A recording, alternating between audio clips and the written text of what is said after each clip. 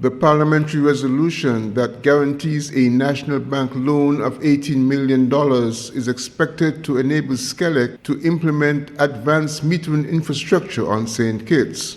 The resolution that was introduced by Energy Minister Konris Maynard in the January sitting of the National Assembly facilitates the opportunity for the statutory corporation, the St. Kitts Electricity Corporation, to modernize the metering system to create a number of beneficial outcomes for the corporation and for consumers as well, according to Minister Maynard, who was also positive in his comments about the impact of the facilitating resolution. This project is vitally important for a number of reasons as outlined here. Importantly, SKELEC's ability to respond and understand where there are challenges on the grid.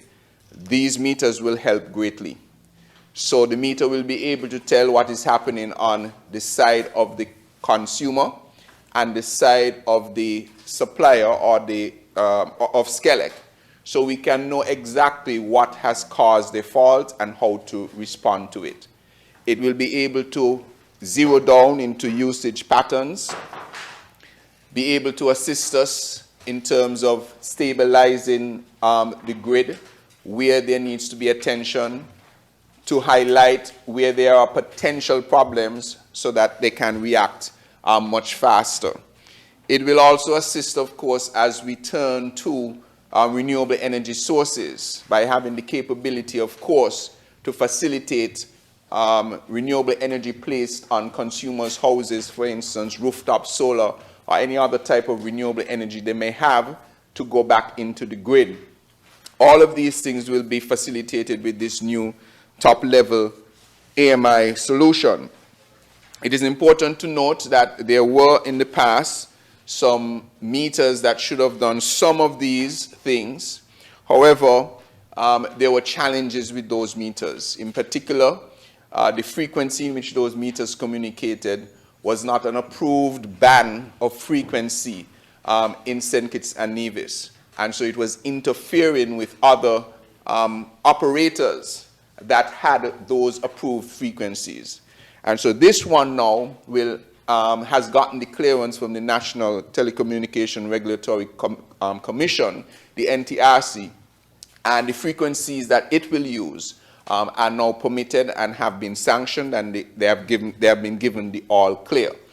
Meanwhile, in a Facebook post of the People's Labour Party, which is led by former Prime Minister Dr. Timothy Harris, the PLP claims the St. Kitts Nevis Labour Party is adding financial burdens to the people and accuses the government of little compassion for the working class citizens.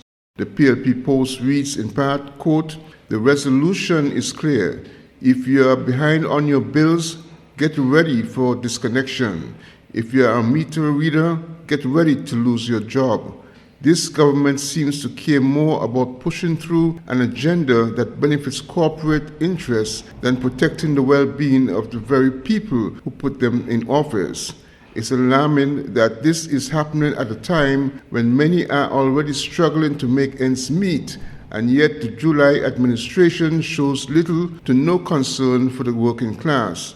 Instead of focusing on solutions that create sustainable jobs and uplift the citizens, they are once again focusing on corporate-driven projects that result in layoffs, debt burdens, and further hardships for the people of this nation," end quote.